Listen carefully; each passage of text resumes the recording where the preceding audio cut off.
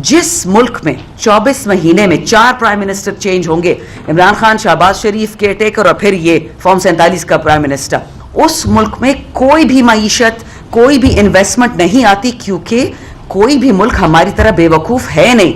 तुर्की हो, सऊदी हो, ईरान हो, अमेरिका हो, यूरोप हो, मुझे बताएं पिछले 2.5 साल में पाकिस्तान में कितनी इन्वेस्टमेंट आई? 1 रुपए तो कोई मुझे दिखा दे। कर्जों की भीखे मांगते जो इमरान खान ने लिए थे, उसका रोल ओवर हो जाता है कि जी 3 अरब पहले आपको दिए थे, ठीक है, सूद देते जाओ, और ये जो पुराना कर्जा वापस ना करो, इसको 3 साल और चला लो। ये तो हालात हैं कि खान के लिए वे कर्जों पे धनधनाते फिरते हैं। भाई अमेरिका आपका इतना अच्छा दोस्त था बाइडन साहब, आप लोगों ने वतन बेच दिया, इमरान खान बेच दिया, MP MNA बेच दिए, वो आपको 1, 2, 50, 60 अरब डॉलर तो देते। बनता है ना नौकर के लिए तनख्वाह। आपका तो न्यूक्लियर मिसाइल पे भी उन्होंने कतगन लगा दी।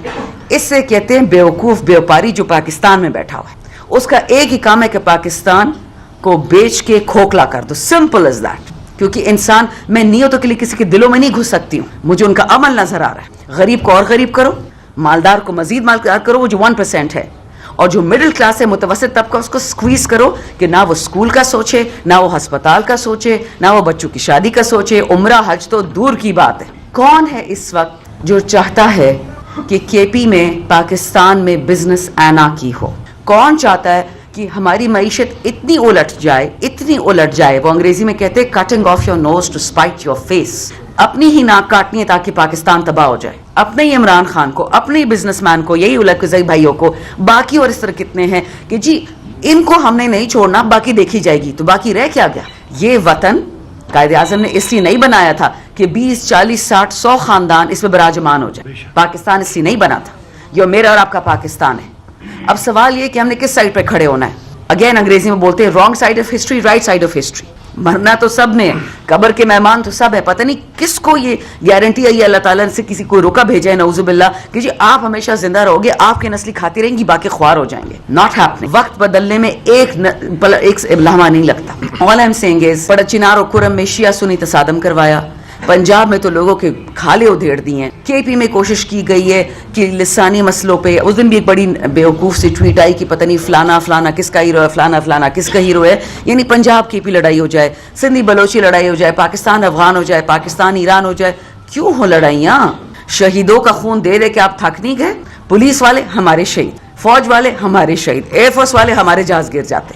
All I am saying is whoever is doing this to Pakistan, अब हमने खुद ताकत की, वो रेंज नहीं होती घोड़े की जो जीन होती है, वो हमने पकड़ ली है। वक्त लगेगा, इतना जल्दी कुछ नहीं होगा। 77 साल इन लोगों को लगे हैं पाकिस्तान को पिघलने में। इसको बनाते बनाते शायद हम खत्म हो जाएं, कोई फर्क नहीं पड़ता। एक नेक मकसद तो है ना। आईन और कानून की तो धज्जियां उड़ा दी गई, उसकी तो हम अब बात ही नहीं करते। लेकिन अगर किसी को लगता है कि हम पे आप लोग अपने ये क्या होते जैसे सड़क बनती है, बड़े बड़े बुलडोजर्स चलाएंगे, उससे भी नहीं डरते, क्योंकि हम उस रब्बुल आलमीन के पैरोकार हैं जो कि फ़लस्तीनी, आपको देख रहे हैं ना कि फ़लस्तीन में इस वक्त क्या हो रहा है, लबनान में क्या हो रहा है। क्या उन्होंने अपनी ज़मीन छोड़ी? क्या उन्होंने अपने घर छोड़े? गजा से नाबलस जाते हैं, नाबलस से वेस्ट बैंक जाते हैं, बट जा नहीं रहे। छोटे छोटे बच्चे कह रहे हैं कि हमारा वतन नहीं छोड़ेंगे, आपने जो तबाहियां फेरनी है फेर दें, हम कहीं नहीं जा रहे। सो जो भी समझता है कि you won this round, no sir, you have not won. You are winning the battles and inshallah Pakistan will win the war. Ma'am आपने बात की है ट्रैफिक की, आपने जराइम की बात की है, उसके बाद आपने दहशतगर्दी की भी बात की है, और चौथी बात यह है कि इन 4 अफराद को पेशावर से ही अगवा किया गया है। जब खान साहब की हुकूमत गई अप्रैल 2022 में, तो पाकिस्तान में दहशतगर्दों की बारिश शुरू हो गई और उनको डायरेक्शन सबको बलूचिस्तान और KPK का दे दिया गया। मैं हैरान हूँ कि KPK और बलूचिस्तान में ऐसा क्या है, हर दहशतगर्द को इंस्ट्रक्शंस और रास्ता यहीं का दिखाया जाता है। पहली बात, जो लोग KPK और बलूचिस्तान में इस दहशतगर्दी का सामना कर रहे हैं और जो लोग थक गए हैं जाने दे दे कि वो पेशावर का रुख कर रहे हैं, क्वेटा का रुख कर रहे हैं, क्या हम उनको अब रोक लें? आपको याद है जब ये मुशर्रफ की और अमेरिका की जंग थी तालिबानों वाली, तो आपको याद है कि पंजाब और सिंध ने रास्ते बंद कर दिए थे KP की शनाख्ती कार्ड होल्डर्स के लिए। तीसरी बात, मैं अभी अपने एक बच्चे को क्या नाम है इसका, JLM जेल से रिहा करवाया है। वो एक वेटर था इस्लामाबाद में एक रेस्टोरेंट में, उसको पता है कैसे उठाया? वो जलसे में भी नहीं गया, खाना सर्व कर रहा था किसी को, उसका टेलीफोन उसके साथ था, तो उसके टेलीफोन के पीछे खान साहब की तस्वीर थी, इमरान खान साहब की।